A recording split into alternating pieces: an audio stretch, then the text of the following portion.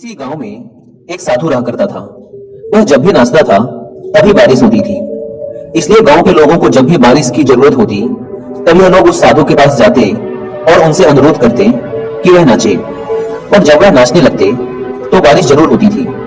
कुछ दिनों बाद 4 लड़के शहर से गांव में घूमने आए। जब उन्हें यह बात पता चली कि किसी साधु के नाचने से बारिश होती है तो उन्हें यकीन नहीं हुआ। शहरी पढ़ाई लिखाई के घमंड में उन्होंने गांव वालों को चुनौती दे दी कि अगर हम भी नाचेंगे तो बारिश होगी, और अगर हमारे नाचने से बारिश नहीं हुई तो साधु के नाचने से भी बारिश नहीं होगी।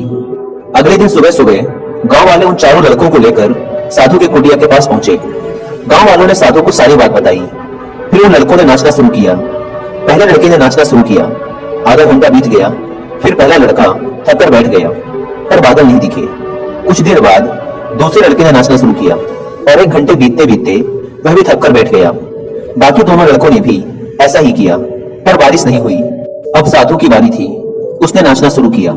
1 घंटा बीत गया, पर बारिश नहीं हुई। साधु फिर भी नहीं रुका, वह नाचता ही रहा। नाचते नाचते 2 घंटे बीत गए, पर बारिश नहीं हुई। 4 घंटे बीत गए, पर बारिश नहीं हुई। लेकिन साधु तो रुकने का नाम ही नहीं ले रहा था। धीरे धीरे शाम ढलने लगी कि तभी बादलों की गड़गड़ाहट सुनाई दी और थोड़ी देर बाद जोरों की बारिश होने लगी। यह देखकर चारों लड़के दंग रह गए और तुरंत साधु से क्षमा मांगी। फिर चारों लड़कों ने साधु से पूछा, बाबा, भला ऐसा क्यों कि हमारे नाचने से बारिश नहीं हुई और आपके नाचने से बारिश हो गई? साधु ने उत्तर दिया, जब मैं नाचता हूँ तो 2 बातों का ध्यान रखता हूँ।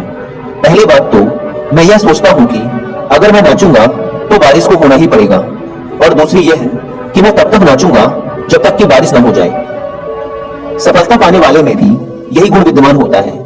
वे जिस काम को भी करते हैं उसमें उन्हें सफल होने का पूरा भरोसा होता है, और वो तब तक उस काम को करते हैं जब तक कि उसमें सफल ना हो जाए।